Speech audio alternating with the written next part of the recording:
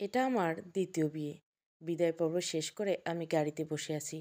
বর এখনো গাড়িতে বসেনি। বিদায় পর্বে আমার বাবা মা খুব কাঁদছেন। আমার একমাত্র ভাই আড়ালে চোখ মুছে হাসি খুশির ভান করছে। আর আমার 9 বছরের মেয়ে তুতুল তো সারাটা দিন ধরে কেঁদেই চলছে। তার কান্নার কারণ আমার বিয়ে নয়। সে কাঁদছে, সে আজ আমার সাথে যেতে পারছে না তাই। কাঁদছি না শুধু আমি, শুধু আমার চোখের আঙ্গিনায় খরা চলছে, জ্যৈষ্ঠের দাবদাহর মতো প্রখর খরা। আমি সংসার করতে যাচ্ছি, আমার নিজের ঘরে যাচ্ছি। একজন ডিভোর্সি নারী জানে আপন ঘর কাকে বলে। তারাই শুধু জানে বাবার বাড়িতে পরগাছার মতো জীবন কতটা ভয়ানক। সেই ভয়ানক জীবন পার করে নতুন করে শুরু করার উচ্ছ্বাসের অনুভূতি অবর্ণনীয়। কিন্তু সেই উচ্ছ্বাসটুকু আমার নেই। আমার মেয়েটার জন্য কলিজাটা পুড়ে ছাই হয়ে যাচ্ছে। আমার মেয়েকে মেনে নিয়েই বিয়ে করছে হাবিব। কিন্তু বিয়ের দিনে তুতুলকে মা আমার সাথে পাঠাতে চান না। মা হয়তো কাউকে বিব্রতিকর পরিস্থিতিতে ফেলতে চান না।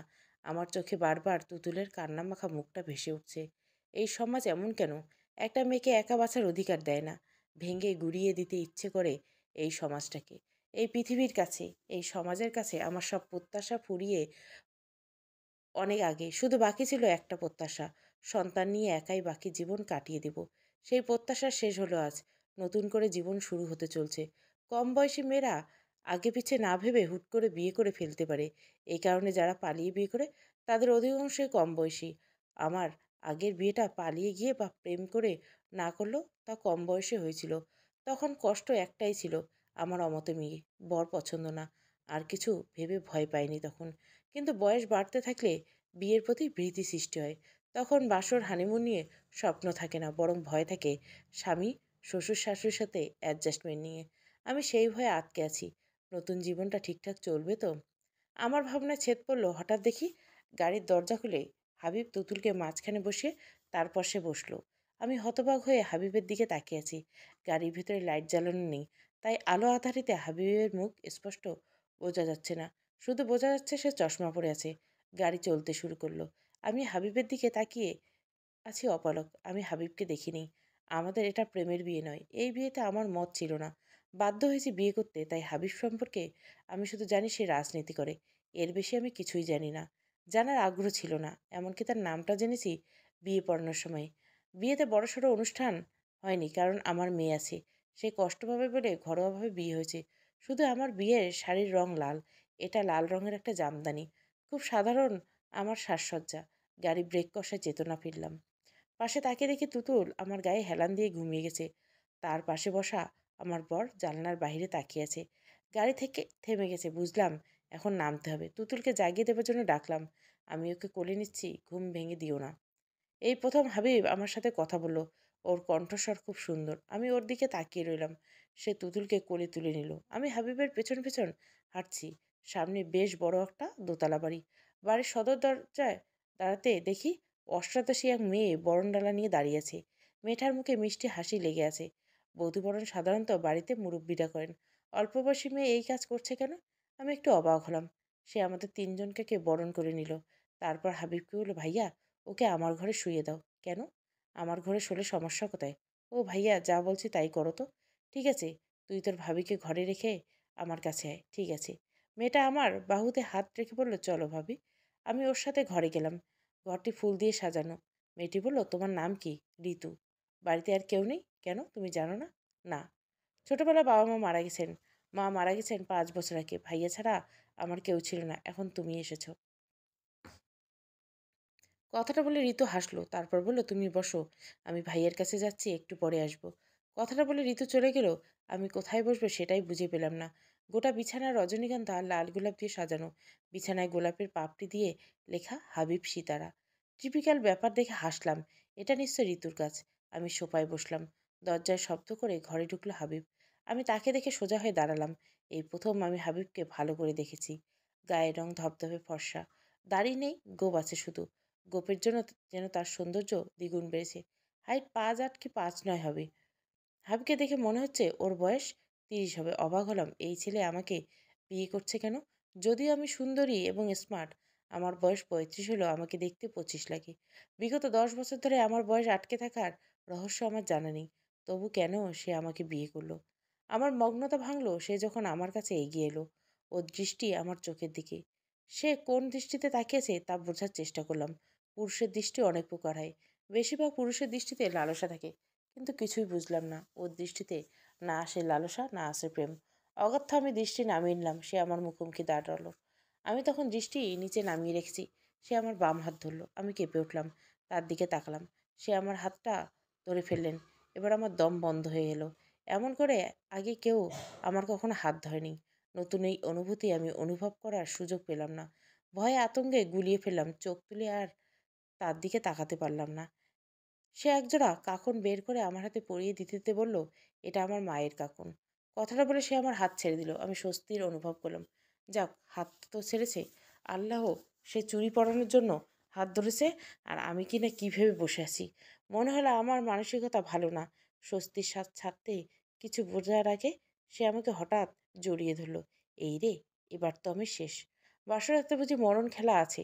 আমার সারা শরীর থরথর করে কাঁপছে। হার্টবিট চূড়ান্ত পর্যায়ে। এই বুঝি আমার হার্ট অ্যাটাক হবে। আমি ঘেমে নেমে একাকার হয়ে গেলাম। এমন একটা পরিস্থিতিতে সে গভীর আবেশে আর শক্ত করে জড়িয়ে ধরে প্রথমে কপালে চুমু খেলো, তারপর দুই চোখের পাথায়, তারপর ঠোঁটে। এবার আমার জ্ঞান হারানোর অবস্থা। আমি মূর্তির মতো দাঁড়িয়ে আছি।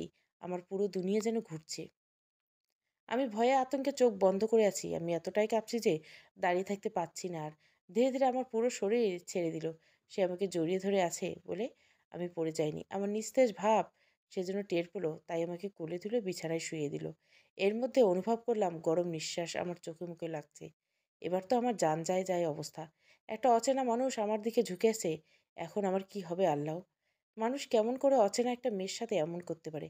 আমি ১০০% নিশ্চিত হলাম আজকে আমার মরণ লেখা আছে। আজ কত তারিখ? আমার মৃত্যুর তারিখটা আমি মরার আগে জেনে যেতে চাই। কিন্তু তারিখ মনে করতে পারলাম না। শুধু তাই নয়, আমার নিজের নামটাও ভুলে গেছি। হঠাৎ অনুভব করলাম গরম নিঃশ্বাস আর নেই। চোখ খুলতে ভয় লাগছে। এই বয়সে এসে এমন করে ভয় পাবো তা ভাবতে পারিনি। অথচ এতদিন নিজেকে চরম সাহসী ভেবে এসেছি। শুধু ভাবিনি, বিশ্বাস করেও এসেছি। ভয়ে আস্তে আস্তে করে একটা চোখ খুললাম। দেখি সে খাটের পাশে সোজা হয়ে দাঁড়িয়ে আছে। মুচকি হাসি তার ঠোঁটে লেপ্টে আছে। বাহ! ওর ঠোঁট দুটো বেশ সুন্দর। কি সে মুচকি হাসছে কেন? চোখ খোলো, ভয় নেই। আমি কি বাঘ? না যে তোমাকে খেয়ে ফেলবো? হাবিবের কথা শুনে আমি চোখ খুলে খুব সাহসী ভাব নিলাম। অথচ এখনো আমার শরীর কাঁপছে। বললাম, ভয় পেয়েছি? কে বলল? ভয় পাওনি? আমি আর কখনোই কারো সামনে নিজেকে দুর্বলভাবে উপস্থাপন করব না। আমার ভয় সংকোচ সব আমার ভেতরেই থাকুক। বিশাল সাহসী ভাব নিয়ে বললাম, একদম না। সে আমার পাশে বসলো। তাকে বসতে দেখে আমি ঢোক গিললাম। আমি ভয় পাচ্ছি কি না তা পরীক্ষা নেবে নাকি এখন? পরীক্ষা নিলে তো ফেল করব নিশ্চিত। আল্লাহ রক্ষা করে। সে আবার ঝুঁকে এলো। আমি আবার চোখ বন্ধ করে ইনুস পাঠ করার চেষ্টা করলাম, কিন্তু ওটাও ভুলে গেছি। সে আবার চোখ বন্ধ করছে কেন? চোখ খোলো। আমি চোখ খুলে বললাম, ঘুম পাচ্ছে তাই চোখ বন্ধ করছি। ভয়টাই আমি পাই না। আমি ছোটবেলা থেকে সাহসী। আমি অন্য মেয়েদের মতো তেলাপোকা দেখেও ভয় পাই না। কথাগুলো বলার পরে মনে হলো আমি একজন অচেনা মানুষকে এত বিশ্লেষণ করে বোঝাচ্ছি কেন? আমার উচিত নিজেকে সংযত করা। সে মুচকি এসে বলল, আমাকে তেলাপোকা মনে হচ্ছে? কি বললাম আর কি বুঝলো? বললাম, আপনাকে তেলাপোকা মনে হবে কেন? কোনো অ্যাঙ্গেলে আপনি তেলাপোকার মতো দেখতে নন। বললেই তো তেলাপোকাকে ভয় পাও না, আর আমাকে পাও না। ভুল বুঝবেন না তো। ভুল বুঝলে আমার রাগ হয়। আর কিসে কিসে রাগ হয় তোমার? ওসব জেনে আপনি কি করবেন? সারা শরীর জীবন তোমাকে আগলে রাখতে হবে, তাই তোমার ভালো লাগা খারাপ লাগা সব তো জানতে হবে। আমাকে কারো আগলে রাখতে হবে না। এত বছর তো নিজেই নিজে আগলে রেখেছি, এখনো পারবো। একা ছিলে তাই নিজেকে নিজে আগলে রেখেছো। এখন তুমি একা নও, আমি আছি তোমাকে আগলে রাখার জন্য। আমার কাউকে দরকার নেই। তাহলে বিয়ে করছো কেন? আমি জবাব হারিয়ে ফেললাম। কেন বিয়ে করছি? হাবিবের দিকে তাকালাম। সে মুচকি এসে বলল, তোমার বাবা বলেছেন তোমার সুখে রাখতে না পারলে তিনি তোমাকে ফেরত নিয়ে যাবেন। ভাত কাপড়ের জন্য তিনি কন্যাদান করেনি। আমি তো তোমাকে কিছুতেই ফেরত দেব না। বাবা এসব বলছেন? আমার মন খারাপ হয়ে গেল। বাবার কথা মনে পড়ে। রাত বিরেতে প্রেশার বাড়লে কে চেক করবে এখন থেকে? কতবার ভাইকে বলেছি প্রেশার মাপটা শিখে নে, শিখলো না। বললেন না তো? হাবিবের কথায় সচকিত হলাম। কি বলার কথা ছিল মনে পড়ছে না তো। বললাম, কি বলবো? তোমার ভালো লাগা মন্দ লাগা, তোমার শৌখিনতা সব বলো। আমি ওর দিকে তাকিয়ে রইলাম। আমার ভেতরের কবর দেওয়া মনটাকে সে টেনে বের করতে চাইছে, এটাকে জীবিত করার জন্য। মৃত মন জীবিত হয় কখনো? মৃত মনে কৃষ্ণ রং চূড়ার রঙে সাজ কখনো? হাবিব উদ্গ্রীব হয়ে তাকিয়ে আছে কিছু শোনার জন্য। আমি কেন তার প্রত্যাশা পূরণ করব? একজন অচেনা মানুষ সে। আমার অনিচ্ছায় বিয়ে করেছে তাকে। তার সাথে আমার মনের সখ্যতার দরকার নেই। কিছু বলবো না তাকে, অবশ্যই বলারই বা কি আছে? আমার যে আর কোনো ভালো লাগা নেই, কোনো শৌখিনতা নেই। আমার বেঁচে থাকার কারণ ছিল তুতুল। তাকে অনাথ করে দিয়ে আমি পৃথিবী ছাড়তে চাইনি। তাই এই বেঁচে থাকা। সেই বেঁচে থাকায় হাবিব পজিশন কোথায়? আমার মনে কোনো পজিশন নেই, হবেও না কখনো। তার পজিশন সমাজে। এই সমাজ জানবে সে আমার লিখিত স্বামী। তার পজিশন ধর্মে। তার সাথে আমি জান্নাত বা জাহান্নামে যাব। কি অদ্ভুত! মানুষ কার সাথে জান্নাতে যাবার স্বপ্ন দেখে আর কার সাথে যায়। আমি গম্ভীর কণ্ঠে বললাম, ওসব জানতে হবে না। আপনি চাইলে আপনার স্বামীর অধিকার এখন নিতে পারেন। সে মুচকি এসে বলল, অবশ্যই নিব। তার আগে কাপড় বদলে ফ্রেশ হয়ে এসো। এক সাজে তো তোমায় দেখলাম। স্বামীর অধিকার নেব আর এক সাজে। তোমার ভেজা চুলের ঘ্রাণ নেব। যাও ফ্রেশ হয়ে নাও। এই লোক তো সুবিধার নয় দেখছি। রাগ করে স্বামীর অধিকার নেওয়ার কথা বলছি, অমনি সে এক পায়ে দাঁড়িয়ে গেল। কোনটা রাগের কথা, কোনটা মনের কথা সেটাও বুঝল না। অবশ্য পৃথিবীতে কোনো পুরুষ বা নারীর রাগের ভাষা বোঝে? ভাষা বোঝা তো দূরে থাক, রাগ করছি এটাই তো তারা বুঝতে পারে না। ধুর, কানাকে চাঁদ দেখাতে বসেছি। আমি উঠে দাঁড়াতে সে বলল, একা উঠতে পারবি নাকি ধরবো? এই লোক তো দেখছি শুধুই ধরার বাহানা খুঁজছে। বললাম, একা উঠতে পারবো না কেন? আমি অসুস্থ নাকি? একটু আগেই তো তেমনটা লাগছিল। একটু আগে কেঁপেছি বলে কি আমাকে ভেবেছে? তা কি বললাম, ভুল ভেবেছেন। ও আচ্ছা, এদিকে ওয়াশরুম। কথাটা বলে সে হাসলো। এর মানে সে আমার কথা বিশ্বাস করেনি। নিজেই তো পেটে পেটে অনেক কিছু বুঝে রাখে। সে আলমারি দরজা খুলে দিয়ে বলল, এখান থেকে আরামদায়ক একটা শাড়ি নাও। দেখলাম আলমারিতে অনেকগুলো শাড়ি। এত শাড়ি কার? নিশ্চয়ই এর আগে এর বউয়ের। আপনার বয়সী ডিভোর্সি মেয়েকে তো আর কোনো অবিবাহিত ছেলে বিয়ে করবে না। তার আগের বউ কোথায়? ডিভোর্স হয়েছে নাকি মারা গেছে? কারো ইউজ করা শাড়ি আমাকে পরতে বলছে? এত সাহস নেই ভার। এসব আমি পরবো না। বললাম, আমি অন্যের কাপড় পরা তো দূরে থাক, ছুঁয়েও দেখি না। সে অবাক সুরে বলল, অন্যের কাপড় মানে? ন্যাকা ষষ্ঠী যেন কিছুই বুঝতে পারছে না। যত সব ঢং। বললাম, এই শাড়িগুলো কার? তোমার। আগে কার ছিল? প্রথম ছিল যে কাপড় বুনেছে তার, এরপর দোকানদারের, এখন এগুলো তোমার। কি ব্যাপার? আগের বউয়ের কথা বলছে না কেন? এ লোক তো দেখে ভীষণ চালাক। আমিও তার মুখ থেকে শুনেই ছাড়বো। বললাম, আপনার আগের বউয়ের শাড়িগুলো কোথায়? সে সাবলীল জবাব দিল, বাড়ির কোনায় একটা রুমে আছে। ওই রুমে সে থাকে। ওর শাড়িও ওই রুমে। কি? আপনার বউ আছে, তাও আরেকটা বিয়ে করছেন? আমাদের ধর্মে 4টা বিয়ে করা জায়েজ আছে। মাত্র তো 2টো করেছি। আরও বাকি 2টো বাকি আছে। আমি হতভম্ব হয়ে তাকিয়ে আছি। বাবা আমাকে সতীনের ঘরে বিয়ে দিল। আমি তাদের কাছে এতটাই বোঝা হয়ে গেছিলাম, এর চেয়ে তো আমাকে মেরেই ফেলতে পারত। তাও যদি না পারতেন তাহলে আমাকে বললে আমি নিজেই বিষ খেয়ে মরতাম। এখন আমি কি করব আল্লাহ? সিনেমার মতো স্বামীকে নিয়ে টানাটানি খেলবো? এগুলো সব নতুন শাড়ি, যাও চেঞ্জ করে আসো। কথাটা বলে সে একটা হলুদ রঙের সুতি শাড়ি আমার দিকে বাড়িয়ে দিল। আমি শাড়ির দিকে কিছুক্ষণ তাকিয়ে থেকে তারপর বললাম, আমি হলুদ রং পছন্দ করি না। সে বলল, যে রং পছন্দ এখান থেকে নাও। রং বেরঙের শাড়ি আছে, আপনি বের করে দিন।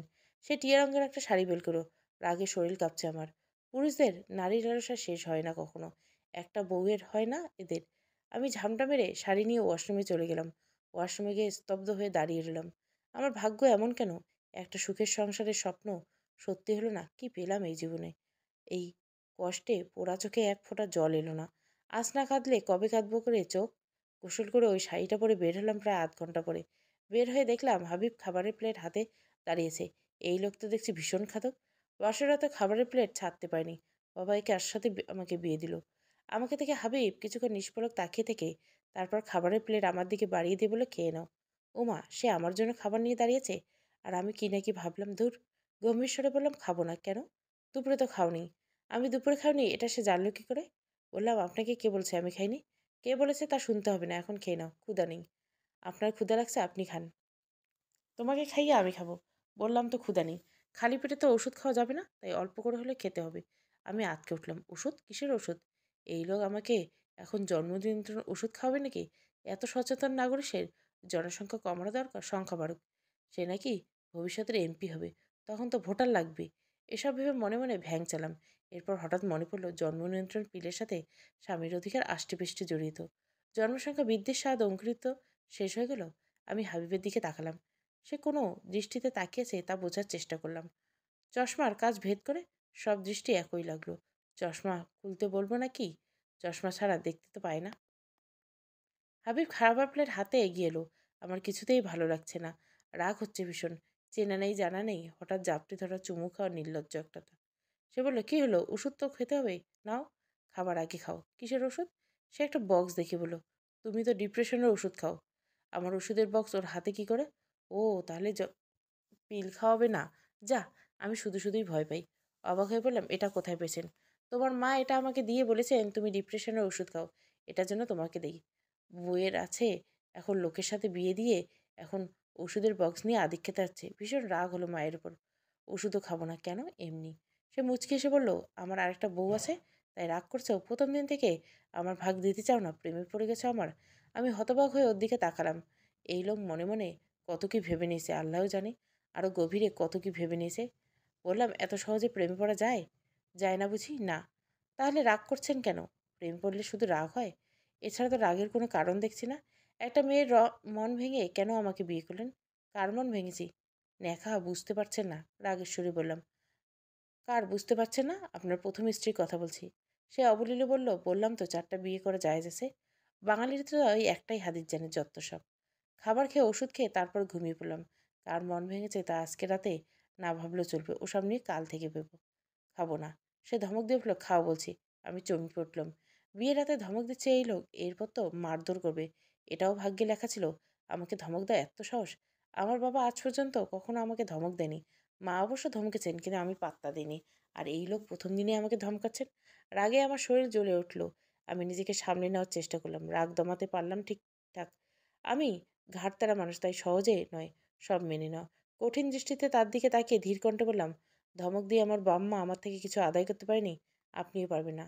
কথাটা বলে আমি ওপাশ ফিরে শুয়ে পড়লাম। সে বলল, আমার ক্ষুদে লেগেছে। আমি ওর দিকে ঘুরে বললাম, শ্বশুরবাড়ি থেকে এত এত খেয়ে এলেন, তাও ক্ষুদে লেগেছে? হ্যাঁ লেগেছে। তো যান খেয়ে আসেন। সেই করুণ চোখে তাকিয়ে বলল, তুমি না খেলে আমিও খাবো না। তাকে দেখে মায়া হলো। এই মায়া আবার হঠাৎ করে কোথা থেকে উদয় হলো?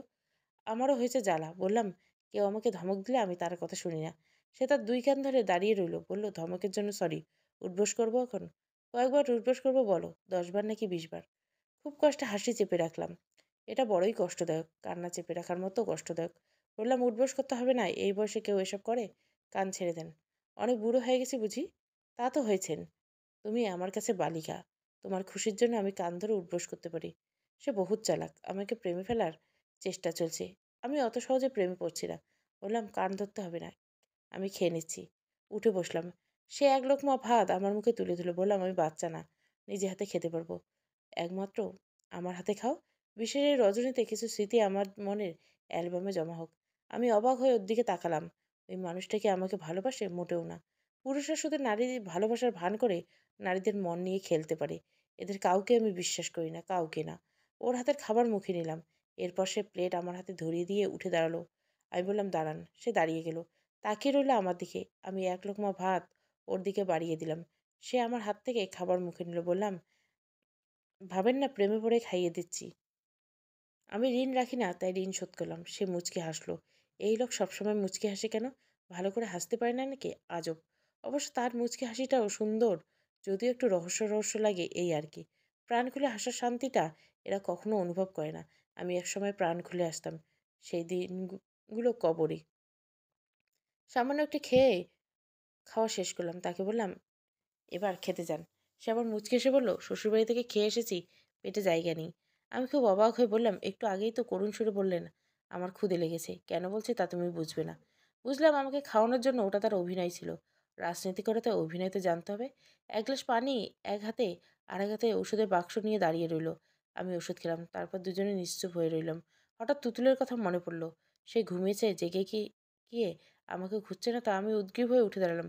হাবিব বলে, কি হয়েছে? আমি উদগ্রীব হয়ে বললাম, তুতুল ঘুমিয়ে আছে, আমি দেখে এসেছি। কখন? তুমি তখন ওয়াশরুমে ছিলে। আমি আর কিছু না বলে জানলার কাছে এগিয়ে দাঁড়ালাম। জানলার কাজ সরিয়ে বাইরে তাকিয়ে রইলাম। আমার আচরণ বৈশিষ্ট্য বয়সের তুলনায় ইমম্যাচিওর, এটা আমি জানতাম। কোনো এককালে পছন্দের মানুষটির কাছে ইমম্যাচিওর আচার আচরণ করেছি, পাগলামি করেছি, যেন আমি এক কিশোরী। তখনও কিন্তু আমার বয়স 30+ ছিল। ভেবেছিলাম ভালোবাসার মানুষটির কাছে আমি শুধু আমি এমন শিশুসুলভ, বাকি সবার সাথেই স্বাভাবিক ছিলাম। কিন্তু হাবিবের সাথে আমি কেন এমন ইম্যাচিওর আচরণ করছি? কেন ইম্যাচিওর ভাবে সব কিছু ভাবছি, ইম্যাচিওর ধারণা করছি? তবে কি আমি মানুষ হিসেবে এমন বৈশিষ্ট্যের? আমি খুব চেষ্টা করছি ম্যাচিওর আচার আচরণ করার, কিন্তু পাচ্ছি না। তবে কি আমার কবর দেওয়া মন একটু একটু করে জীবিত হচ্ছে? না না, এ আমি চাই না। বিবর্ণ থাকতে আমার খারাপ লাগে না। মনের বিস্তর উঠোনে শূন্যতা ছিল। আমি সেটাকে পাত্তা না দিয়ে নিজেকে শক্ত করে তৈরি করেছি। এই রাত্রে যাকে নিয়ে স্বপ্ন দেখেছিলাম তার মুখে আমার চোখে ভাসে। তার স্মৃতি আমি মনে আনি না, আনতেও চাই না। ভেবেছিলাম অন্য কোনো পুরুষকে জীবনে আনবো না, কিন্তু কি থেকে কি হয়ে গেল। ভাবনায় আমি মগ্ন হয়েছি। হঠাৎ আবিবের 2 হাত আমার 2 বাহুতে অনুভব করলো। আমি চমকে উঠলাম, কিন্তু পেছনে ফিরে তার দিকে তাকালাম না। গভীর ভয়ে আমি আটকে আছি। এই পরিস্থিতি যদি বারবার হয় তাহলে আমি সংসার করব কি করে? সঙ্গম নিয়ে আমার এত ভয় কেন? আমি তো অষ্টাদশী নারী নই। যথেষ্ট বয়স হয়েছে আমার, তবে কেন এই ভয়? আমার মনকে আমাকে আমার প্রশ্নের জবাব দিল। মূলত আমি হাবিবকে আপন ভাবতে পারছি না, স্বামী ভাবতে পারছি না, তাই এই দ্বিধা। অনেকগুলো বছর স্পর্শহীন কেটেছে আমার। পুরুষের শরীরে একটা সুপ্ত ঘৃণা আছে আমার। এই সব কিছুতে আমাকে দ্বিধান্বিত করে রেখেছে। এই দ্বিধা কি কাটবে কখনো? এই দ্বিধা আমাকে কাটাতে হবে।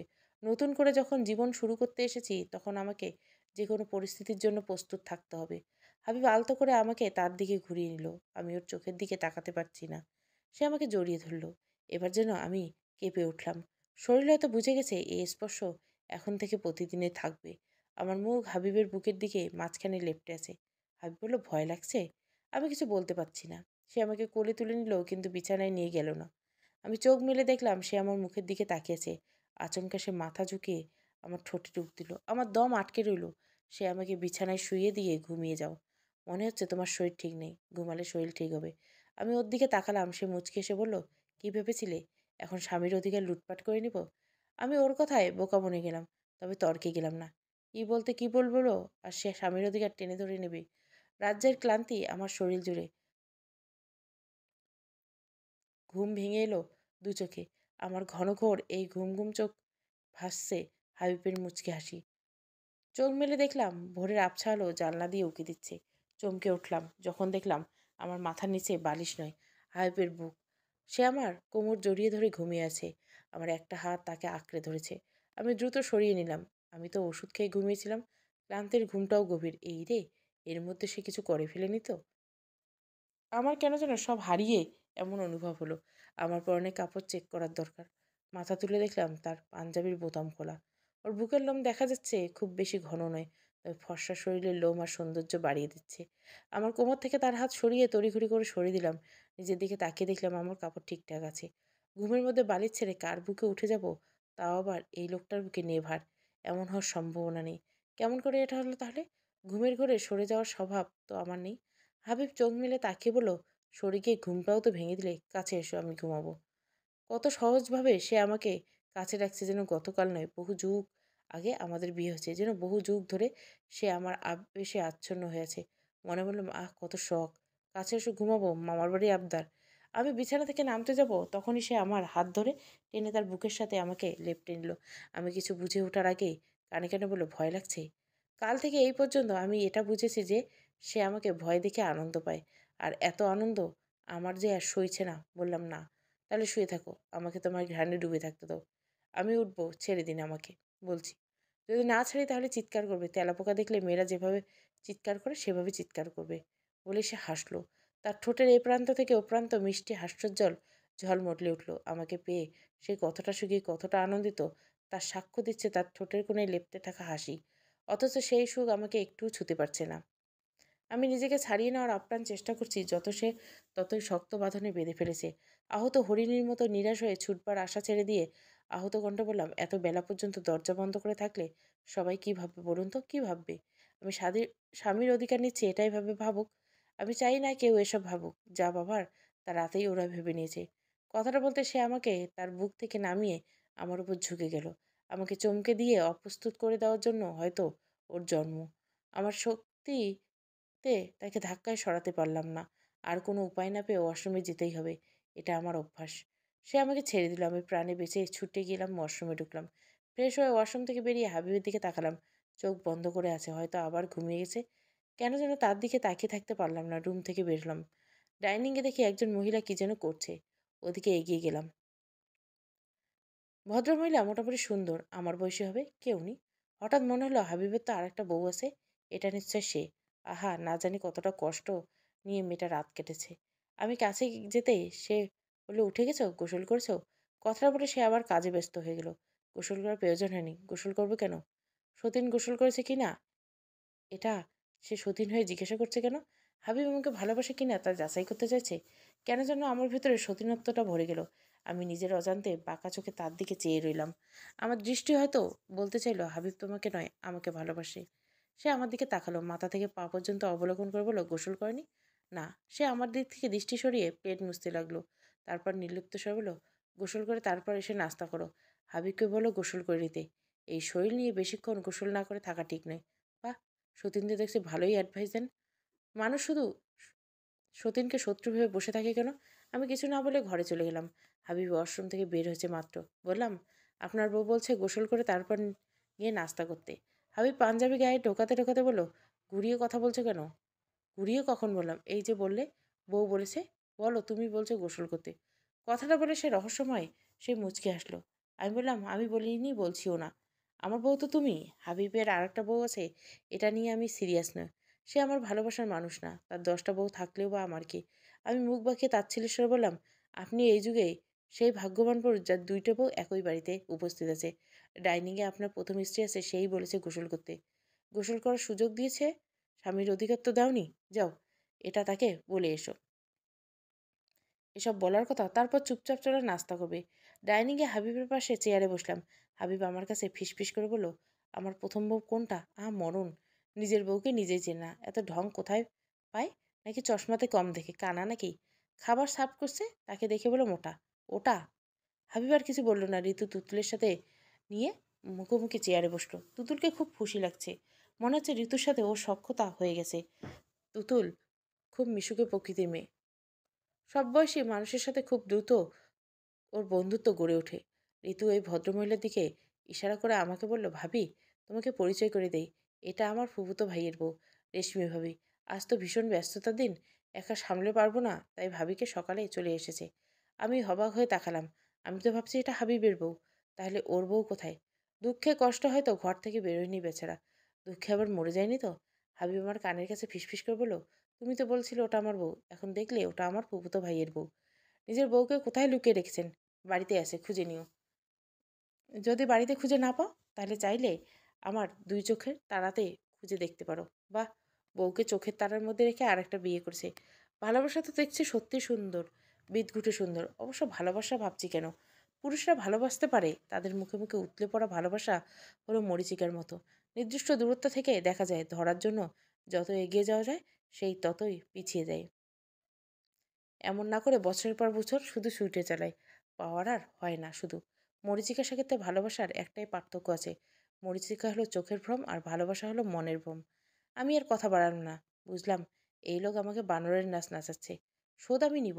নাকে দড়ি দিয়ে ঘোরাবো তাকে, কান ধরিয়ে উঠবোস করবো। চাপটে ধরতে এলে ধাক্কা দিয়ে ফেলে দিব। ঘুমিয়ে গেলে গোফের এক সাইড কেটে দিব। আর কিসব করে শোধ নিব তা অবসরে ভাবনা। হঠাৎ মনে হলো এসব অবান্তর চিন্তাভাবনা দিনগুলো তো অতীত হয়ে গেছে। এখন এই অচেনা মানুষটাকে নিয়ে এসব ভাবছি। আমার ননস্টপ কথা বলার রথ, আমার এলোমেলো ভাবনার রথ আর নেই। সে আমার কে? আমি তার কে? আমি শুধুই আমার। এই পৃথিবীতে কারো কেউ নই আমি। হাবিব বলল, চোখের তারায় তাকে খুঁজবে নাকি? আমি খুব গম্ভীর স্বরে জবাব দিলাম, না। ফুলসজ্জার ফুলগুলো বাসি হয়ে নেতিয়েছে। আমি সেই ফুলের দিকে তাকিয়েছি। আজ আমাদের রিসেপশন। হাবিব সেদিনটাই ব্যস্ত। ওর হাসি মুখটা বারবার আমার চোখে ভেসে আসছে। আশ্চর্য, আমি কি তাকে মিস করছি? তাই কি দেখতে চাই আমার চোখ? হঠাৎ দরজার শব্দ হলো। আমার উৎকণ্ঠে নয়নে হাবিব এসেছে বলে দরজার দিকে তাকালাম। ঋতু 2টা মেয়ের সাথে নিয়ে ঘরে ঢুকলো। পার্লার থেকে এসেছে তোমাকে সাজানোর জন্য, কথাটা বলে সে আলমারি খুললো। সেখান থেকে একটা লাল রঙের বেনারসি কাতান শাড়ি বের করে বিছানায় রাখলো। এটা পরো, ভাইয়া পছন্দ করে কিনেছে। অবশ্য তোমার সব শাড়ি ভাইয়া পছন্দ করে কিনেছে। আমি কিছু বললাম না। আমাকে চুপ থাকতে দেখে সে বলল, শাড়ি পছন্দ হয়নি? আমি হাসির ভান করে বললাম, হয়েছে। শাড়ির দোকানে গিয়ে আমি ভাইয়াকে বলেছিলাম অন্য রঙের শাড়ি কিনতে। এখনকার যুগে কেউ আর লাল বেনারসি পরে না। এটা শুনে ভাইয়া কি বলেছে জানো? কি বলেছিল? ভাইয়া বলেছিল সীতার আর পছন্দের রং লাল, আর সে আধুনিক যুগের মেয়েদের মতো নয়। ওর চাওয়া পাওয়াগুলো অনেক বছর ধরে পেছনেই থমকে আছে। পুরনো যুগের সব কিছুই তার পছন্দ। আমি খুব অবাক হলাম। হাবিব এসব কেমনই জানে? রীতি বলল, ঠিক আছে, রেডি হয়ে নাও তাহলে। সে ঘর থেকে চলে গেল। আমি শাড়ি হাতে নিয়ে নিষ্পলক তাকিয়ে রইলাম বেশ খানিকক্ষণ। লাল রং আমার সবচেয়ে প্রিয় রং। মনের রং হারিয়ে ফেলার পর এই রং আমি ছেড়ে দিয়েছি। ডিভোর্সের আগের স্মৃতি আমার মনে নেই, কারণ জীবন থেকে ওটাকে বাদ দিয়েছি। ডিভোর্সের পর মন বিনিময় ক করব না বলে পণ করেও মন বিনিময় করেই ফেলেছি। ওটাই ছিল আমার জীবনের প্রথম প্রেম। আমি আবারও নতুন করে ঘর বাঁধার স্বপ্ন দেখছিলাম। ওটাই হয়তো ছিল আমার জীবনের ধূসরকে ঢেকে দেওয়ার বড় কারণ। যার সাথে এই রং নিয়ে স্বপ্ন দেখছিলাম, সে নেই। তাকে বিদায় জানিয়েছি যাবতীয় রং সমেত। এই রং জীবনে আবার আসুক, তা তো আমি চাইনি। আমি রংহীন জীবনে খুব খারাপ ছিলাম না, মানিয়ে নিয়েছিলাম। মেয়েরা সহজে সব কিছু মানিয়ে নিতে পারে, হোক সেটা সুখ বা যাতনা। গতকাল লাল জামদানি পরেছিলাম মায়ের অনুরোধে, কিন্তু জামদানি আর বেনারসির মধ্যে যে তফাৎ আছে, বেনারসির সাথে যে প্রতিটা নারীর ৭ রঙের স্বপ্ন জড়িয়ে থাকে, হাবিবকে নিয়ে আমার কোনো স্বপ্ন নেই। আমার সেই ৭ রঙের স্বপ্নটাও যে নেই অনেক আগে থেকে। আমার এক আঁকার স্বপ্ন ছিল, এক পৃথিবী ভালোবাসাও ছিল। আমার সেই আত্মবিস্মৃত হৃদরোগের পরিণতি খুব ভয়ানক। প্রতি বছর একটু একটু করে স্বপ্ন কমতে থাকে। একদিন দেখলাম স্বপ্ন কমতে কমতে আমার বিছানার পাশে ছোট্টই জানলা এসে থেকেছে। কোথায় হারিয়ে গেছে আমার এক আঁকার স্বপ্ন? তবুও আমি কাউকে বলিনি আমার ঘর বাঁধার স্বপ্ন যে আর সব স্বপ্নের সাথে নিরুদ্দেশ। মানুষ জীবনের সবচেয়ে বেশি কষ্টের স্থান হলো মনে মনে আঁকা স্বপ্ন হারিয়ে যাওয়া। আপনজনের মৃত্যুর শোক সামলে নেওয়া যায়, কিন্তু এই শোকের বুকে ঠিক মাঝখানে যে ক্ষত তৈরি করে, সেই ক্ষতর ব্যথা সামলে নেওয়া কঠিন হয়ে দাঁড়ায়। সেই শোক প্রতিদিন একটু একটু করে সামাল দিচ্ছে। তাকে বিদায় জানানোর আগে খেয়াল করলাম আর অবশিষ্ট একটা স্বপ্ন নেই। হয়তো তার স্বপ্নও শেষ হয়েছিল, তাই আমিও গেছিলাম তার কাছে অবাঞ্ছিত। মূলত সম্পর্কের শুরু থেকেই আমি তার জীবনের কেউ ছিলাম না, এটা বুঝেছিলাম অনেক পরে। অথচ আমি ভেবেছিলাম সে একান্তই আমার। সে আমার ছিল না। তার কাছে নিজেকে একটা অবাঞ্ছিতভাবে দেখতে পারছিলাম না। আমার প্রখর আত্মসম্মান খুব বাড়ছিল। তাকে বিদায় জানালাম। সেদিন বুকটা খুব ভার হয়েছিল। সেই সব দিনগুলো আমি জীবন থেকে মুছে ফেলেছি অনেক দিন আগে। মরীচিকার মতো মিথ্যে ভালোবাসার আচ্ছন্নতা থেকে নিজেকে বের করছি। চিত্তজ্বালার রক্তস্বচ্ছ আর অনুভব হয় না। হ্যাঁ, সব রং তখনই মুছে ফেলছি। আজ নতুন করে রং এসে আমার সামনে দাঁড়িয়েছে। আমি এই রঙে রঙিন হতে চাইনি, যেখানে আমার মনটাই যে কৃষ্ণচূড়া রঙে সাজে না। আমি শাড়িটিকে বুকে আঁকড়ে ধরলাম। হাবিব আমার জীবনে এসেছে নিয়তির মতো দরজা ভেঙে। তার বেনারসিকে নিজেকে বাঁধবো, আমি অবশ্যই বাঁধবো। এটা তো নিছক শাড়ি নয়, এটা আমার এক আকাশ পড়া স্বপ্নের ছাই।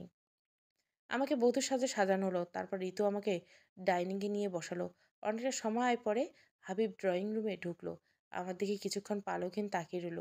আমি হাত মুঠোয় তাকিয়ে রইলাম। হাতে মেহেন্দি, নকশার মধ্যে হাবিব সিতারা লিখে দিয়েছে ঋতু। এসব হাবিব দেখুক তা আমি চাই না। হাবিব কাছে এগিয়ে এলো। এই লোকটা কাছে আসটা দেখলে আমার বুক ধড়ফড় করে। কেন তার এত কাছে আসতে হবে? এখন আবার টুক করে চুমু খাবে নাকি? আমি চারপাশে লোক বুলিয়ে নিলাম। লোকজন আসে। এই ভিড়ে কি সে চুমু খাবে? সে আমার দিকে ঝুঁকতে আমি চোখ বন্ধ করলাম। লজ্জায় ভয়ে সংকোচে নুয়ে পড়ছি। সে ঝুঁকে এসে আমার কানের কাছে মুখ নিয়ে ফিসফিস করে বলল, ক্ষুধা লেগেছে, কিছু খাবে? আমি স্বস্তির নিঃশ্বাস ছাড়লাম। ও, খাওয়ার কথা বলার জন্য তাহলে কাছে আসে? আর আমি কত কি ভাবলাম, ধ্যাত, এই কথা বলার জন্য এত কাছে আসতে হবেই বা কেন? আর ফিসফিস করে বলতে হবেই বা কেন? সে বলল, চোখ খোলো। আমি চোখ মেলে দেখলাম তার ঠোঁটে সেই দুর্বোধ্য হাসি। এই প্রথম তার হাসি দেখে আমার রাগ হলো না, বরং তার হাসি আমাকে মোহিত করলো। বললাম, মাত্র 12টা বাজে, লাঞ্চ টাইম তো হয়নি, ক্ষুধা লাগবে কেন? কিছু খাবো না। ঠিক আছে, তাহলে থাকো, আমি ওই দিকটাই দেখি। কথাটা বলে সে চলে গেল। তারপর হঠাৎ ফিরে এসে বলল, তোমাকে ভয়ানক সুন্দর লাগছে।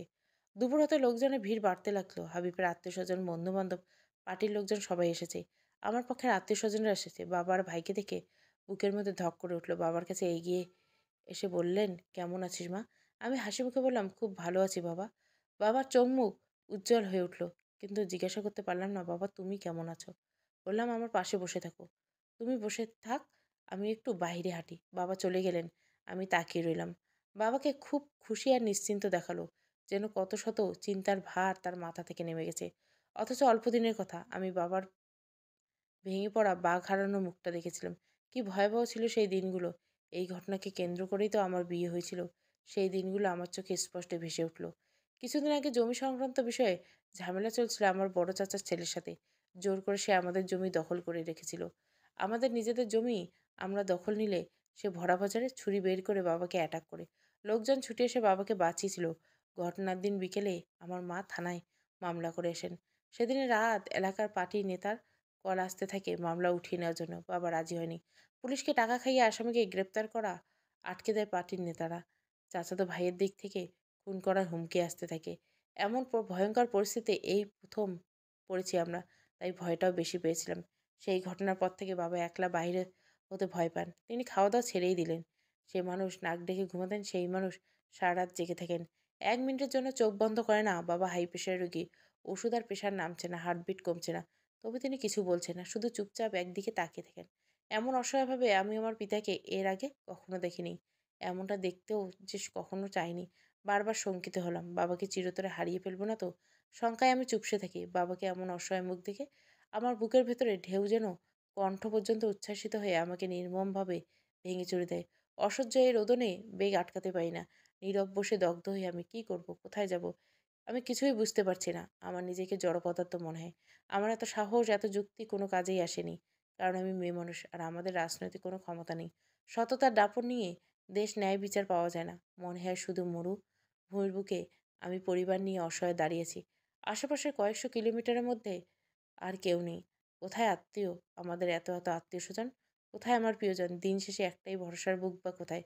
বাবার অবস্থা দেখে মা বললেন, প্রেশার তো কমছে না কোনোভাবেই। তোর সেই পরিচিত ডাক্তারকে কল করে অন্য ওষুধ লিখিয়ে নে, যেটা খেলে মানুষটা একটু ঘুমাতে পারবে। আমি বজ্রহত হয়ে তাকিয়ে রইলাম। দীর্ঘশ্বাস ছেড়ে মাকে বললাম, ওই ডাক্তার এখন ফ্যামিলি ট্যুরে আছে। এসব তাকে বিরক্ত করা উচিত হবে না।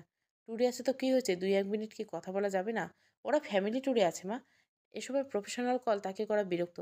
কালেই তো শুক্রবার। আমি যে মেডিসিন ডাক্তার, ট্রিটমেন্ট নেই। উনি খুব ভালো ডাক্তার। উনি ঢাকা থেকে প্রতি শুক্রবার আসেন। কালকে আমি বাবাকে নিয়ে যাব তার কাছে। তুমি টেনশন করো না মা।